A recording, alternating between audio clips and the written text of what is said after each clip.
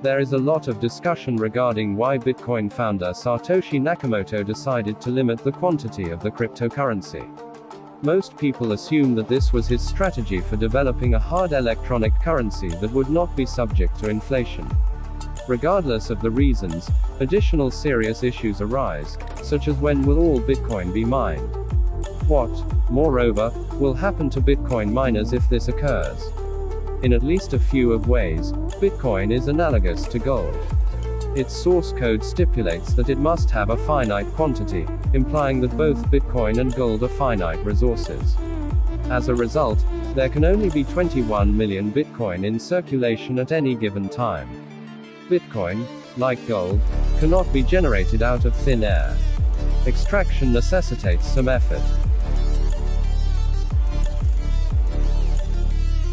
When Satoshi Nakamoto, the pseudonymous creator of the world's first cryptocurrency, created Bitcoin in 2008, he made sure that the total amount of Bitcoins was limited.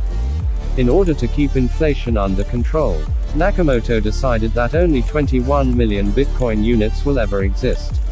18.9 million Bitcoins have now been mined out of the total supply of 21 million, accounting for more than 90% of the cryptocurrency.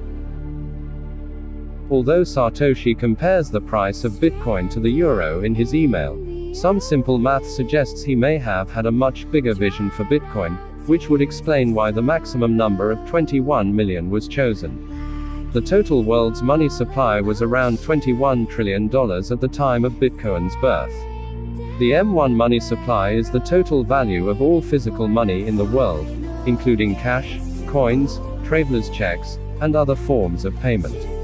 Each BTC would be worth $1 million if Bitcoin were to become the one world currency, replacing all the others that make up the M1 figure. Because each Bitcoin has 100 million Satoshi, the value of each Bitcoin would be placed in the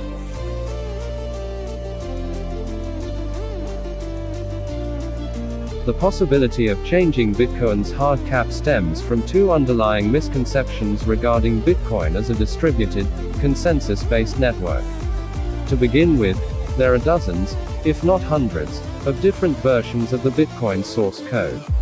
Every node in the Bitcoin network runs its own software that rejects any blocks that are incorrect.